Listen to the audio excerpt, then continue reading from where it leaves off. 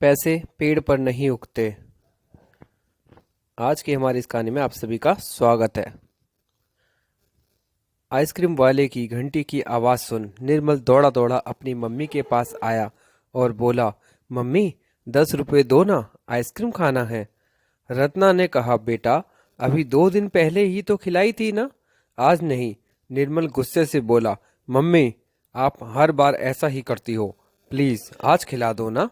रत्ना का मुंह बन गया और उसे समस्या निर्मल की फरमाइशें पूरी करने से नहीं थी, बल्कि अपने पति नरेश से पैसे मांगने में थी।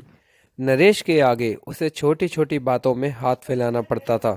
जब नरेश का मूड अच्छा होता तो वो पैसे दे देता और नहीं होता तो उसे 4 बातें सुना देता था। रत्ना नरेश के पास गई और बोली, सुनो, निर्मल को आइसक्रीम खाना है, 10 रुपए दे दो ना। नरेश ने अनमने मन से 10 रुपए का नोट निकाल कर रत्ना को दे दिया। रत्ना को नरेश महीने के खर्च के हिसाब से पैसे दे देता, पर कभी बजट के बाहर खर्च हो जाता तो रत्ना को चिंता हो जाती। खैर, वो अपना हाथ तंग करके ही पैसा खर्च करती। दिए हुए रुपए भी कभी कभी बचा लेती थी, जिसे वो छुपा कर रख लेती थी। जब कोई जरूरत होती तब वो बचत के पैसे उपयोग में आ जाते। कभी मायके में भाई बहन पर खर्च करना हो तो निर्मल की तरफ ही देखना पड़ता था रत्ना को, क्योंकि नरेश तो उसे बस मायके के लिए बस का किराया और कुछ हाथ खर्च ही देता था। रत्ना को हर छोटी से छोटी बात के लिए नरेश के सामने हाथ फैलाना अच्छा नहीं लगता था, पर क्या करे, वो ना तो ज्यादा पढ़ी लिखी थी और ना ही उसमें कुछ हुनर था। बस उसे खाना ही अच्छा बनाना आता था।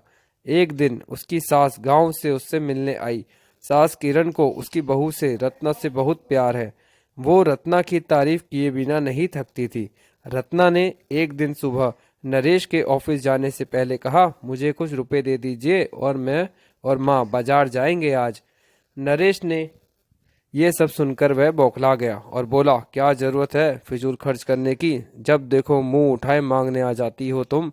मेरे पास कोई पैसे का पेड़ नहीं लगा हुआ है कि जब तुम मांगो मैं दे दूं। मैं तुम्हारा क्या हूं और तुम्हारा क्या है, पति के पैसे उड़ा रही हो। बाहर जाकर नौकरी करो तो पता चलेगा।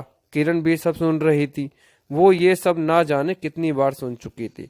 उसे जरा भी अच्छा नहीं लगता था कि नरेश रत्ना से इस तरह से बात करे और रत्ना को बार बार उसे यूं एक एक रुपए का हिसाब देना पड़े और मांगना पड़े।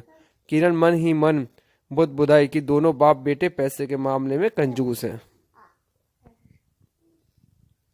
बहू बेचारी फिजूल खर्च भी नहीं करती। मैंने भी ये सब बहुत सहा और अपने आप को रोक ना पाई। किरण ने नरेश से कहा, तू कमाता किस लिए है? अपने परिवार के लिए, और तेरे पैसों पर बहू का भी आधा हक है।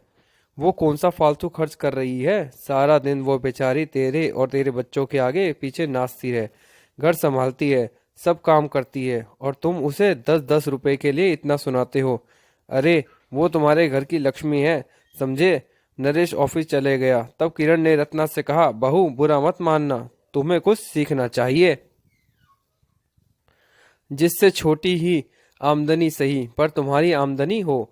तुम्हें अपने पैरों पर खड़ा होना चाहिए। हर किसी में एक हुनर होता है, अपने हुनर को पहचानो, जिसे तुम्हें किसी के आगे हाथ ना फैलाना पड़े।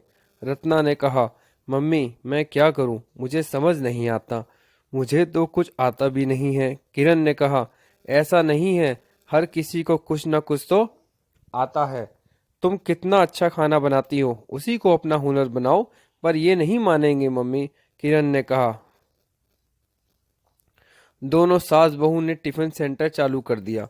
शुद्ध और स्वादिष्ट खाना होने के कारण टिफिन सेंटर चल निकला। उनके पास अच्छे ग्राहक आने लगे। फिर 2 महीने बाद किरण ने कुछ रुपए नरेश के हाथ में रख दिए और कहा, ये तेरी पत्नी रत्ना ने कमाए हैं। कोई किसी से कम नहीं होता, बस अपना हुनर पहचानना पड़ता है बेटा। और अपने आप को साबित करने के लिए ही नहीं, अपने आत्मसम्मान और अपने के लिए और अपने परिवार की आर्थिक स्थिति को सुधारने के लिए पत्नी को भी पति के साथ मिलकर सहयोग करना चाहिए। समझे बेटा नरेश?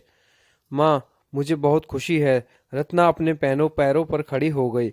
मुझे भी उसे अपमानित करना अच्छा नहीं लगता था, पर सोचो, कमाने वाला मैं अकेला और खाने वाले हम चार, इसलिए मैं भविष्य को लेकर चिंतित हो जाता और रत्ना को गुस्से में बोल देता था। रत्ना ने भी किरण से कहा, माँ, आज आप मुझे मेरा हुनर न बताती तो शायद मैं अपने पति का सहयोग न कर पाती। किरण ने कहा, मैं बहुत खुश हूँ बहू, अब तुम्हें छोटी छोटी जरूरत के लिए किसी के आगे हाथ नहीं फैलाना पड़ेगा और तुम दोनों मिलकर अब आर्थिक भार अपने घर का उठा पाओगे।